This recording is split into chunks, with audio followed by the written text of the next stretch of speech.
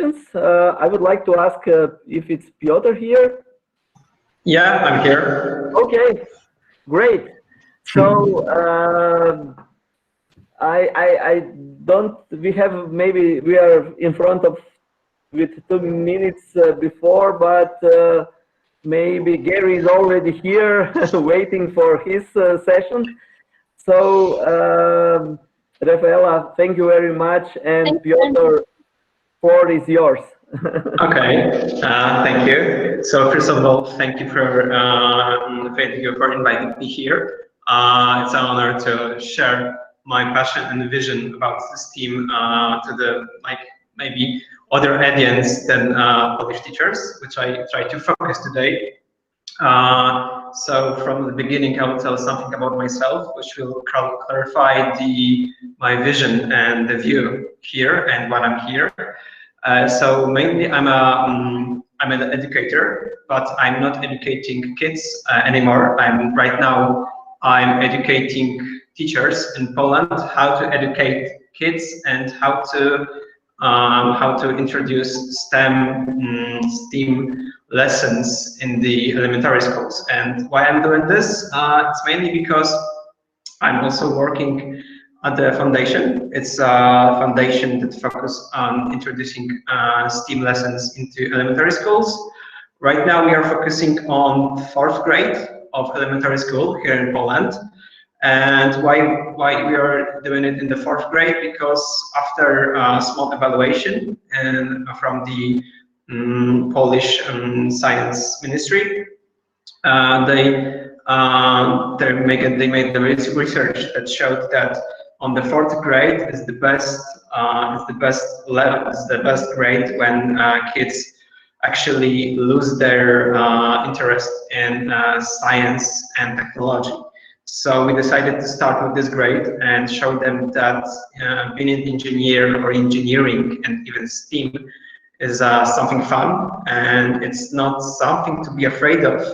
So we're trying to show them that if you're not good at math or you're not good at anything that's connected to STEAM, it doesn't mean that you're not able to be an engineer. So in this particular foundation, we are introducing ready modules of STEAM lessons, which is given to the teachers of each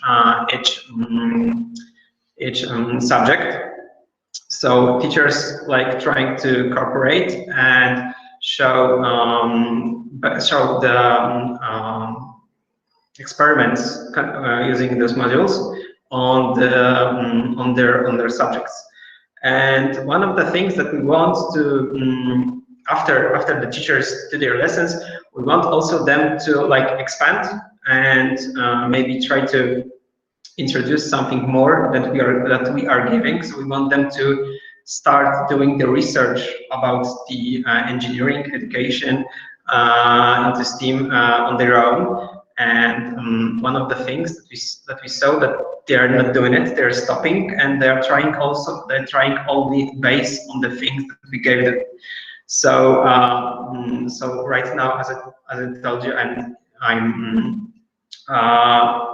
educating teachers how to educate kids, but also I work in a few places, so I hope that you won't get mixed up too much. So one of the things I also do, I'm also a co-owner of the Fab Lab here in Poland, and I started to introduce my maker experience into this STEAM lessons, which is kind of natural thing to do. So I started to make a other program and other lessons that show not only the kids that the STEAM is something which is very simple, to be honest, but I'm trying to show the teachers that you don't need to have big maker background or engineering background to actually teach STEAM, or at least give some more give something kids to gain more attention into STEAM, and it's nothing that to be afraid of. So I started to show this, and actually right now I'm in the circle of giving lessons about that. And one of the things I show them it's that most of the things that we can use to this education to give this kind of education is maybe it's not so cool, but it's already, most of the stuff is already online. So I'm starting to introduce them a lot of online resources, like the websites when you can download the Excel files, STL, like one of the most popular Thingiverse and stuff like that, and all my minifactory.com. So those are the sites that already give us a lot of tips how we can introduce STEM. And one of the things that came after this is, okay, there's a lot of things, but there's not. These are not the things that can be used by us because we don't own 3D printers. So this is the main problem. So also I'm working in the company which I'm in today. It's Zimmer company, and I'm one of the I'm here responsible for also introducing and showing how the machine can be used in a STEAM way. So I will try to focus also on that today, and to try to show you this machine also, because it's really cool that it's not only the 3D printer, because I will also tell you about more of the functions that it has, because it's like not only the 3D printer, but it's multifunctional. But I will get into it in the next steps. So I will try to like show you how this lesson that I give teachers looks like. So one of the things that I choose on this lesson, I try to choose something different in each lesson. It's some kind of the subject that we want to show to the kids. So we are like so right now we can feel like the teachers, and we are aiming to show the kids how does airplane works and stuff like what's the drag or the pull force. So one of the things I try to I do at the beginning, I give all of the teachers, I give them just a plain sheet of paper. And one of the things I want them at the beginning is just simply made the airplane. And today I did something the same with my coworkers.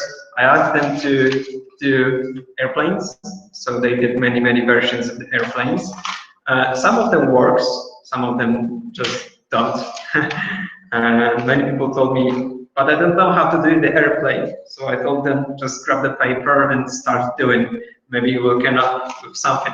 So they gave me some finished airplanes. And based on the airplanes, I told them that they can learn a few things. And so to the people that didn't know even how to do the airplane, I told them, just as I told you, just grab the paper and start doing. So we have like kind of the research thing.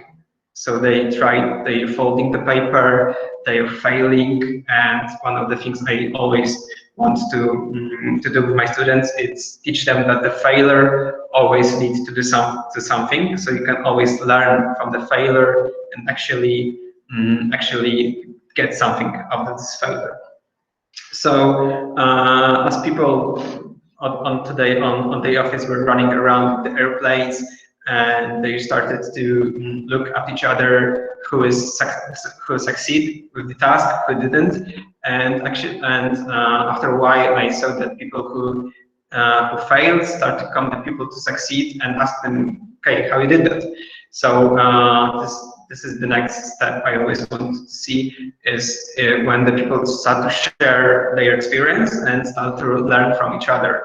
So when I do it with teachers on the lesson, I started to tell them that it's something that's common in the real world, that we are trying to learn from other people, from the stuff they publish, or from the conferences and stuff like that.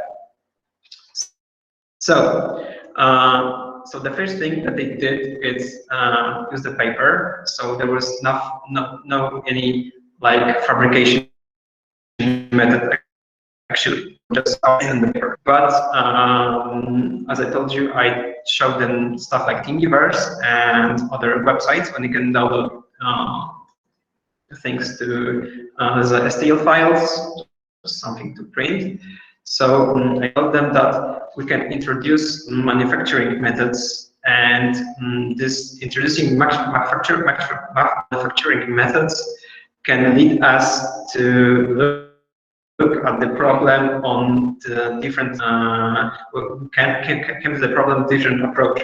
So one of the things that came up next is actually printing something. Today I printed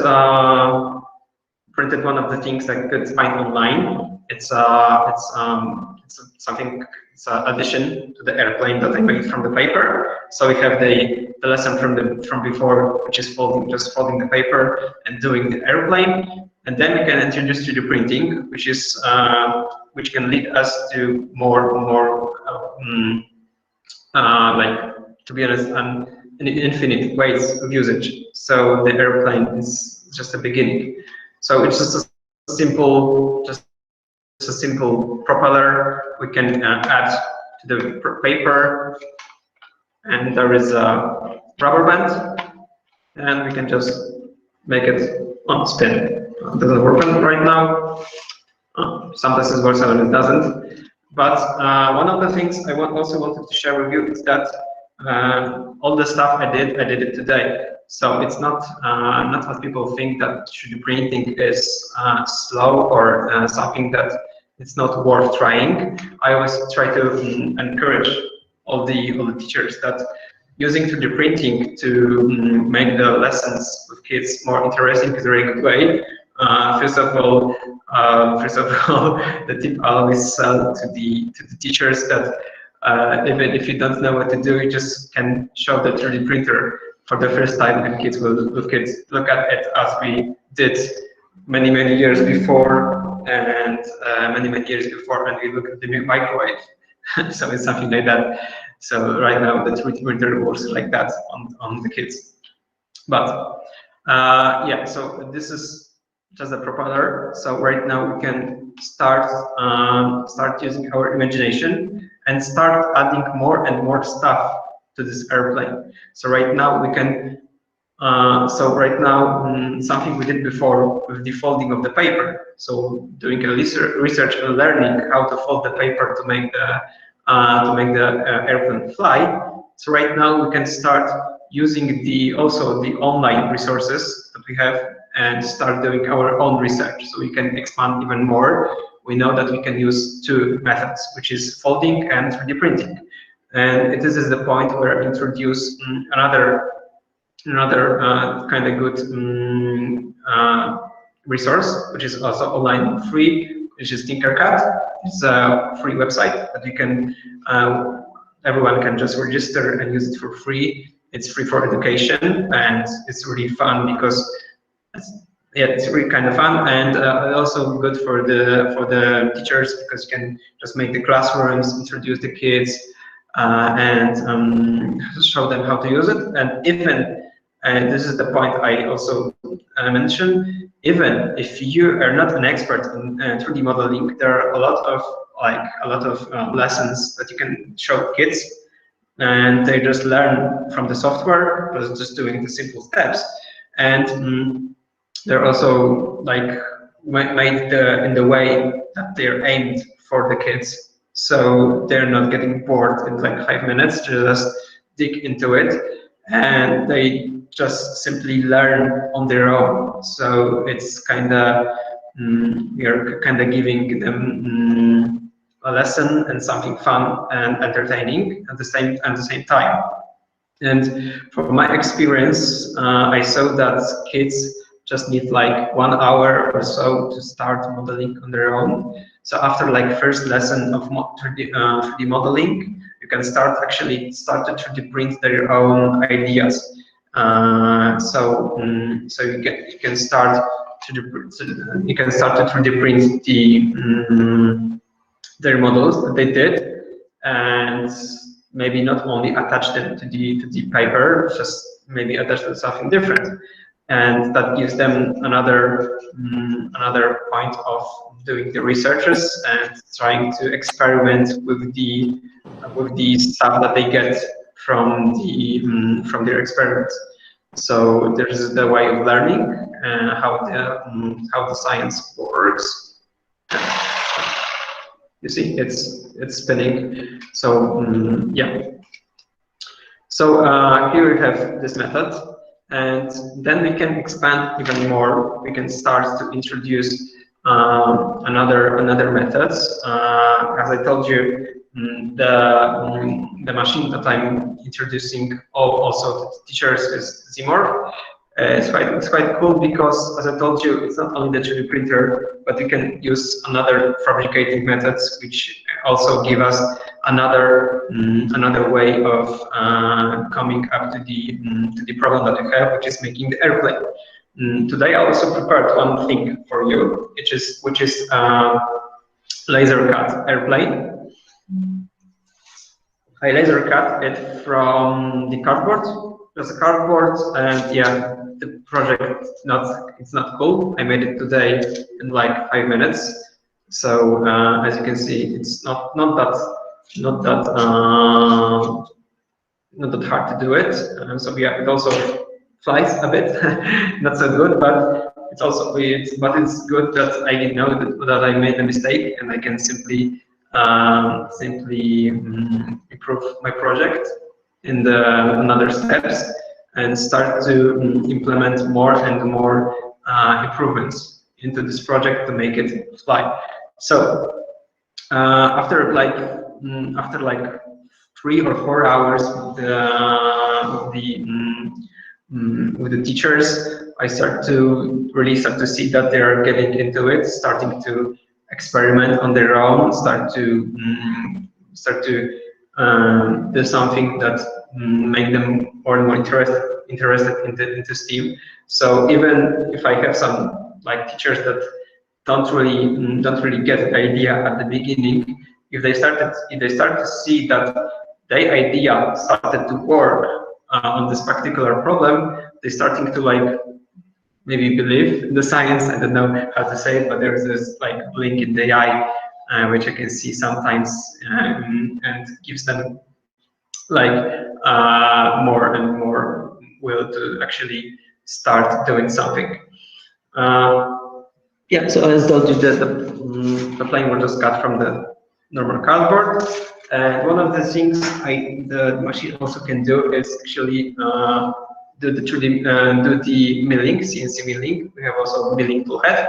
I didn't do it today, to be honest, why, but even with this, we can start doing more and more stuff. And one of the things I also answer, people tell me, you know how to do it because you're into it for many years, which is of course true. I'm into making for many years, and I use more professional machines, of course, like for example Roberto have in his Fab Lab, and I also have a lot of good stuff in my lab, like big lasers, big millers, and whole workshop. And one of the main aims of this of my lessons is show the teachers that actually just using this one machine you can start doing stuff like that on your own in the school. So we have some simple examples, and after those examples you can start introducing something more complex. But teachers started to tell me that, okay, but we're not engineers, and here comes the thing that I told you, that I show them the stuff that is already for free online, and I just started to show them inspirations. They were like, a lot of websites when you can download just Excel files and 3D models just to start experimenting. So so just the airplane is like one of the, I think, simplest problems that they can approach at the beginning with the fourth graders, of course, because we are still talking about introducing this kind of problem into the fourth grade. Of course, we can start to introduce more and more stuff in the future, like robotics in the higher grades, but at the fourth grades, we stop only at those stuff. Okay, what else I can tell you today?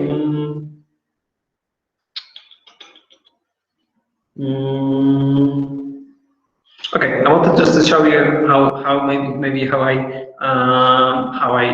show the teachers, my students, how sorry, coworkers, how I explain them how to do the process. So if I may share the screen. Okay.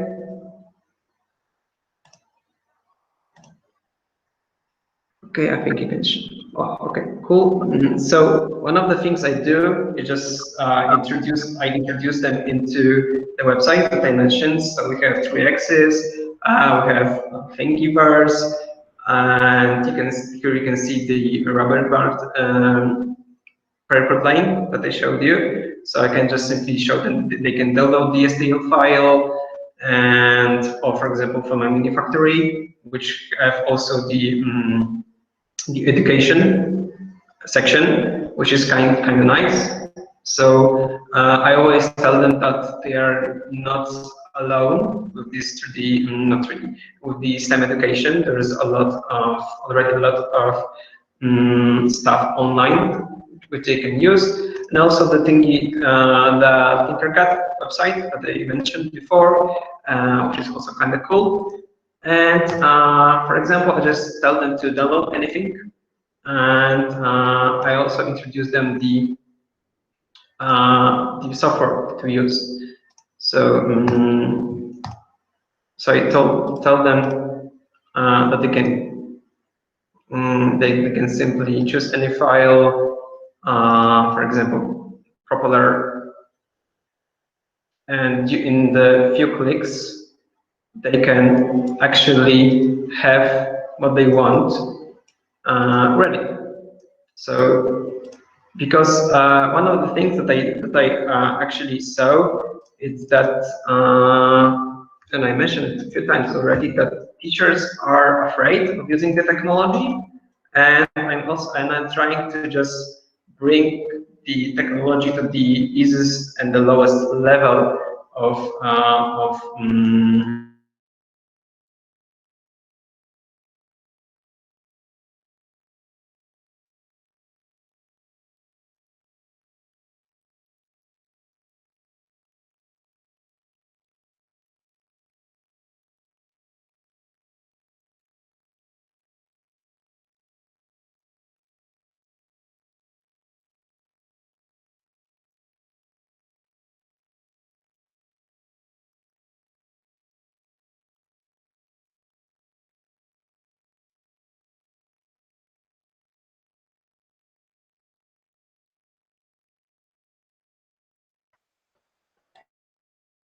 čini se da je neka problemi sa vezom, da. Hi Piotr, I'm not sure if other are okay. Yeah. Now it's okay. So last minute, I'm not sure if other are able to. Yeah. Okay. Sorry. I think I lost my connection. Yeah. Sorry for that. Okay. So I didn't catch up with the software, so I just simply show them what 3D printing is and just tell them step by step how to use the 3D printer, which also, of course, take a bit of time. But I try to just bring them close to the technology, just show them that 3D printing is nothing to be afraid of, it's not black magic, and it's nothing to be scared. And that they can have the 3D printed file which they made on using the which they just made, for example, on the Tinkercad. They can have in, for example, in a few minutes made on 3D printer. So it's nothing that's scary. And the same thing goes with the other technologies that I use and with these lessons, as just laser cutting and CNC milling, which everything is made on this machine. And one of the things I introduced that is the website I showed you, and for more advanced teachers is Fusion 360, which is also kind of cool software. Unfortunately, lately I heard that something changed with the licenses, but put it aside. So basically, I'm trying on my lessons. I'm trying to introduce all of the manufacturing methods and how the manufacturing methods can actually what the impact of manufacturing methods can have on this, how you can lead your lesson. Okay, I think we can jump to the questions if you have any. Thank you, Piotr. Questions?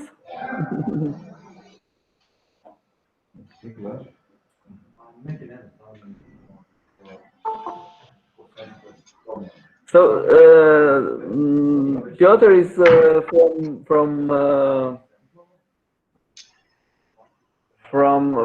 also from FabLab. So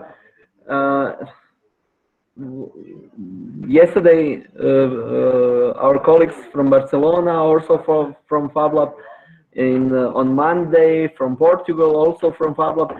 So the FabLabs across the world and around Europe are really involved in education, helping teachers how to integrate different tools, and these multi-purpose tools are also very interesting.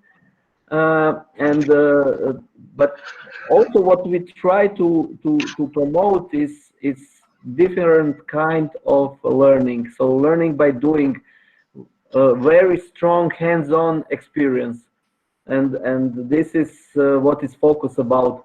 And I really believe that Gary, our last speaker, and he will conclude this STEM week, will also probably say more about this. And I thank you for show some projects which can be done with some multi-purpose machine, and maybe some questions.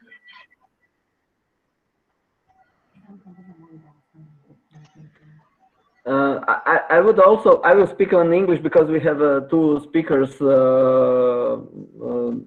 not understanding Croatia. So after Gary's session, please stay online, because we wouldn't have a whole session of 45 minutes, but we would like to have your opinion about STEM week. We prepare very light form. We will share with you after last session, and it was really amazing what we believe achieve this week. But we want your feedback, because maybe we are wrong, maybe we can do something better. So please stay after Gary talk to help us make this STEM week even better. I don't know, I don't see many questions. Oh, any questions? So maybe we are rushing, but do you want to say something more, maybe to add something, Piotr? Or To be honest, I'd just like to add that one of the things, because I'm working on this foundation already for like a few years, we already start to see some effects from the evaluations. Like there's in Poland, there's each year there's made an evaluation about how the students want to approach their future life, and for example, what job they would like to choose in the future. And we already started to see some change, that more and more kids trying to get into like engineering and this kind of work in the future.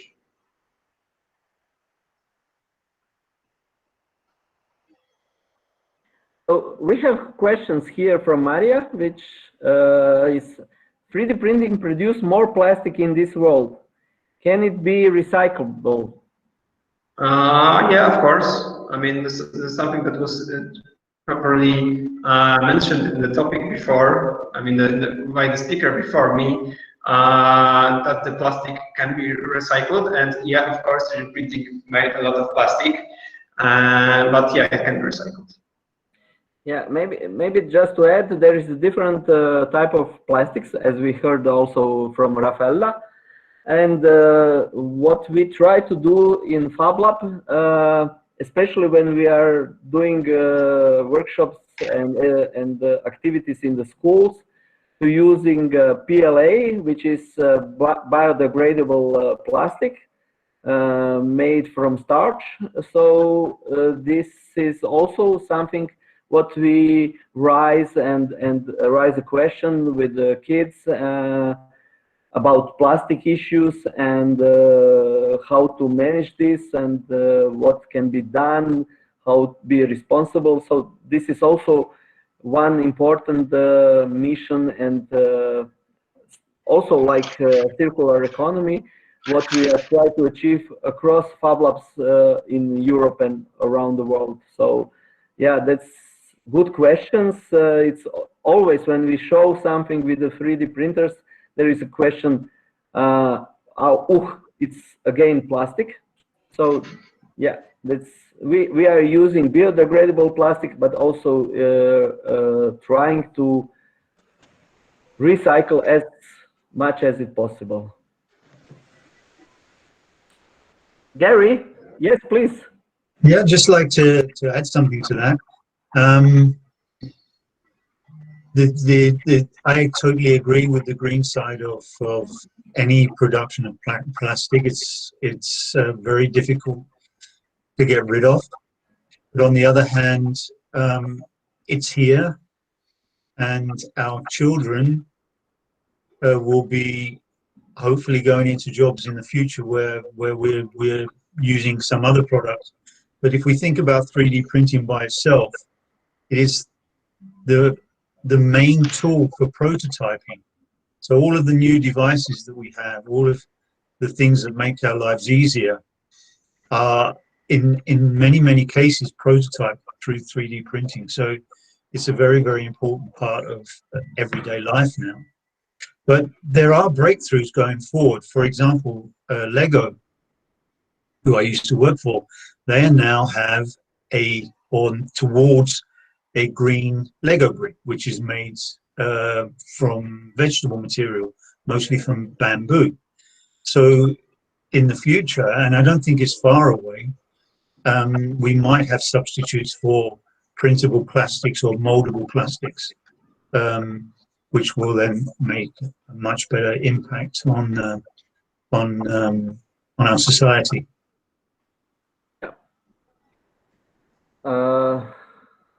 Maybe something I will add also about the plastic, and one of the things I also mentioned during, for example, when I'm doing like we are introducing the STEAM module into the schools. We're also doing like the course for the teachers, how to use the 3D printer, and of course how to go with the model. And during my lessons, I always mention that using, because teacher also asked about what material they should use. So I tell about what is ABS, which was used in Lego before. They are now using other materials, and I will try to make the comparison of ABS into PLA and trying to, and of course I'm encouraging them to use PLA as a more greener option and more safer for kids around the 3D printer and for the environment. So yeah. So maybe some more questions.